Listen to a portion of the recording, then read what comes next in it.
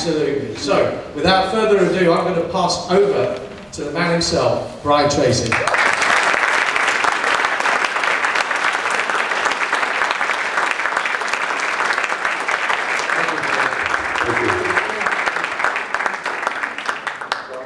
Whenever I hear those things, it's such a great honor, and to have you all come out here is just overwhelming. Thank you very much.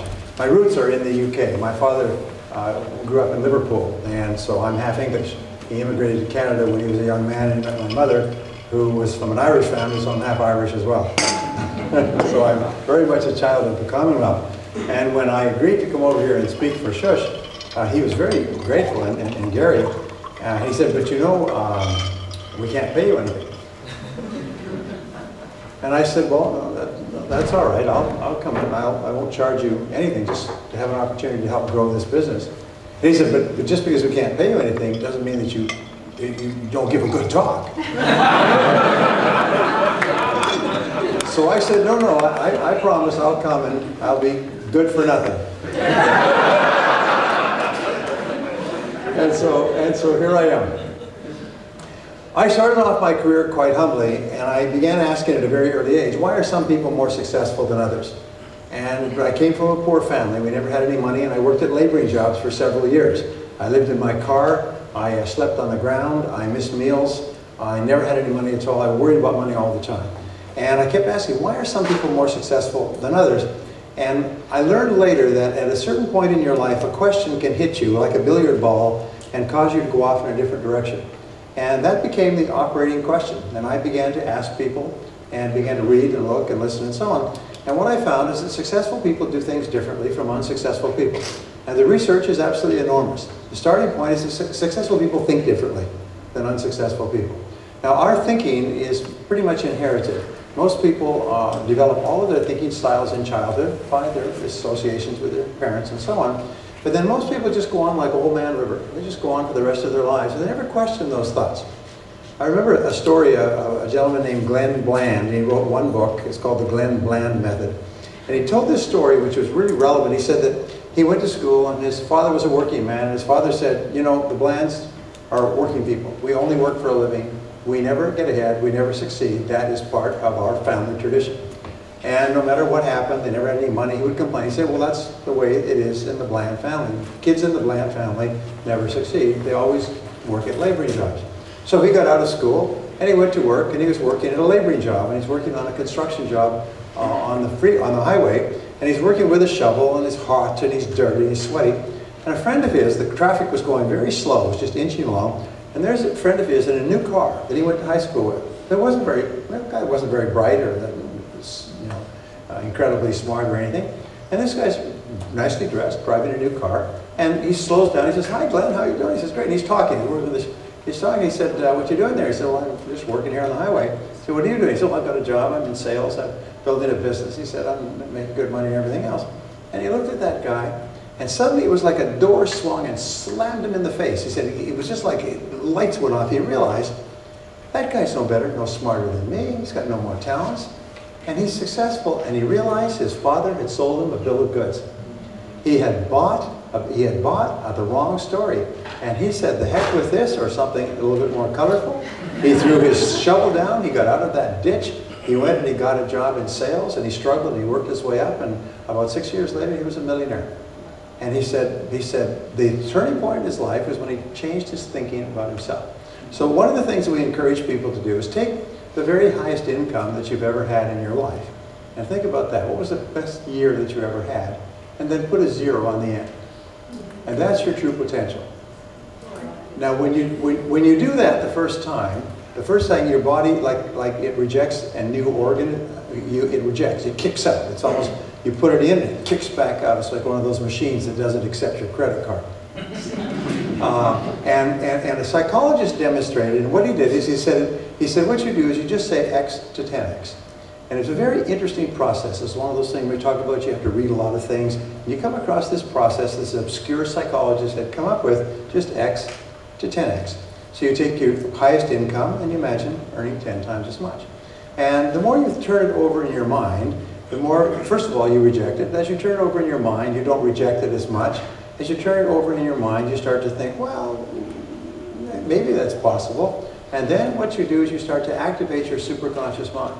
And we talk in our programs about setting goals and setting priorities and making plans. And each time that you take a goal and you write it down and you make a plan to achieve it, the actual writing, not computer, between your brain and your hand, it's called a psychoneuromotor activity. I learned that word so I could impress people.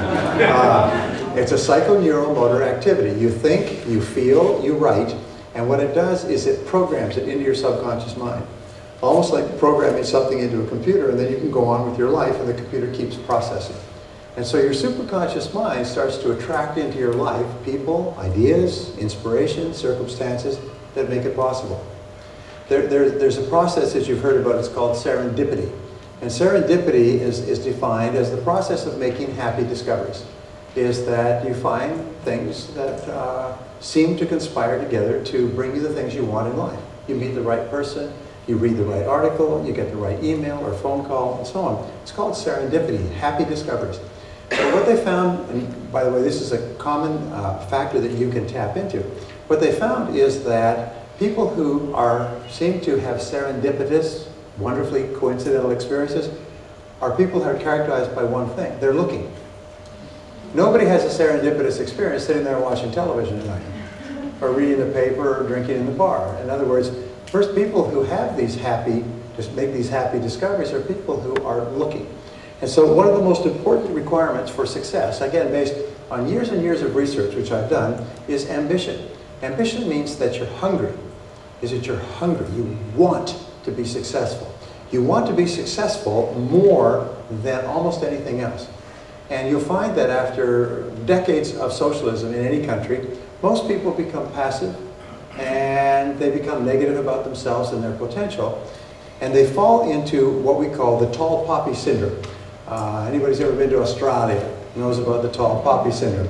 The tall poppy syndrome it's an outgrowth of socialism where we look at people who are successful and we sneer at them and we criticize them and we cut down the tall poppies. And that's what in Australia they say for years and years, it's changed a lot now. If a person was successful, they were in great danger because people would turn on them and criticize them and sneer at them and insult them and so on because they were successful. What they were doing, they were just burning up inside with jealousy and envy, and they took it out on those people. Well, one of the things that we find in success is that there's a law of attraction and there's also a law of repulsion. And the law of attraction says you attract into your life the thoughts that you emotionalize. So if you emotionalize the thought of being successful and being happy and being healthy and having a wonderful life, if you emotionalize it, it creates a mental charge and you send out a force field of energy that attracts it into your life, like a magnet. But there's also a law of repulsion, and that says that whatever thought you think that is negative, you actually repel it out of your life. So let's say I look at Shush and he's doing really well, and I say, yeah, but he's not happy, and he's a lousy driver, and so on and so on. So I think of the things that are wrong with him. He's probably stole his money anyway because he ripped off the poor people. You know, they always say that if you have any money, it means you ripped off the poor people. I studied this subject for years, but it's the same as saying that if one person is sick, it's because somebody else is healthy. Now, if you said that, well, the reason he's sick is because you're healthy.